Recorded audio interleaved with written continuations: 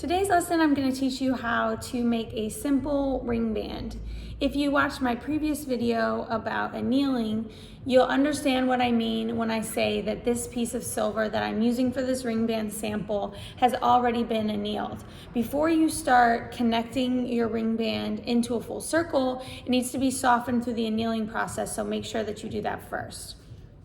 All that you're going to need to create an actual ring band is going to be your piece of silver or brass, whatever metal you're using, a pair of pliers, a file, a jeweler's file, your ring mandrel, a rawhide mallet, and then your soldering setup. So a piece of solder board, a clamp, flux, and I'm going to be using medium silver solder to connect this. When you're soldering something, you want both sides to hit each other and to be completely flush. So the first thing that you want to do is going to be to take your file and file down both sides of your silver so there are no peaks and they are completely flat.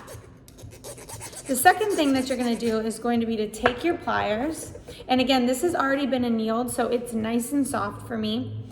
And you're going to take your pliers and you're going to bend each side in until they touch one another and are completely flush. Now, the key to this is not to make it look like a circle yet. Don't worry about it being a circle at all.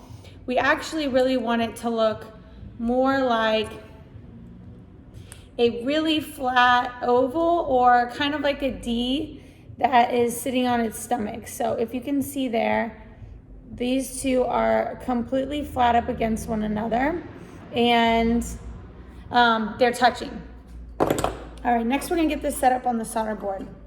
You can clamp your ring up like this if you are familiar with using a solder pick to pick up solder, but if not, we'll just lay it down directly on your solder board. We're gonna take our flux and we are just going to go ahead and dab flux around the entire piece. I'm using a medium wire solder. I just received this from Rio Grande. It's a 20 gauge. And what I do is I clip the solder into a little hill shape like this.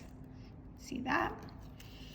And then I set that little hill shape right on top of the solder seam where I want it to go. All right, you're gonna take your heat source.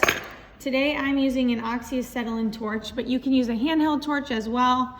The most important thing when you're soldering something together is to make sure that your flame is really focused in on the spot where you are wanting to solder. So all of your heat is going to be focused right here on this joint. One thing about these types of flames is that we've all kind of heard the slogan of white hot flame. And so it would make you think that the hottest part of this flame is right here, but it's actually about a centimeter in front of that. So make sure you don't get too close with your flame. And I like to make little tiny circles around that little joint area.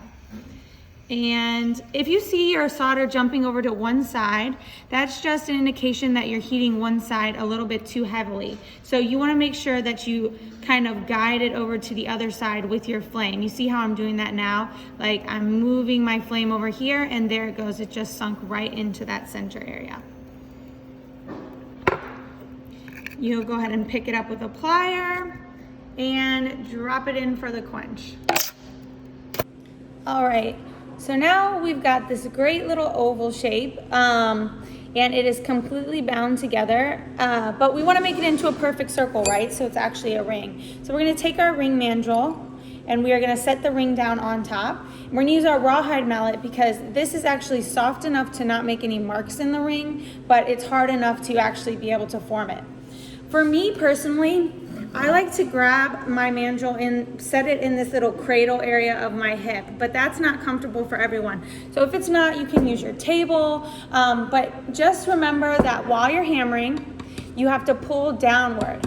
So just hammering around like this isn't gonna do anything. You're gonna have to hammer while pulling down. You see how I'm pulling it down little by little while hammering? There we go.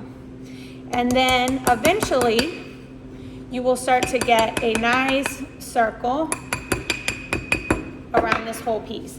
If you can see right here, it's starting to be really tight up against the mandrel, then you can pull it off and you got yourself a basic ring.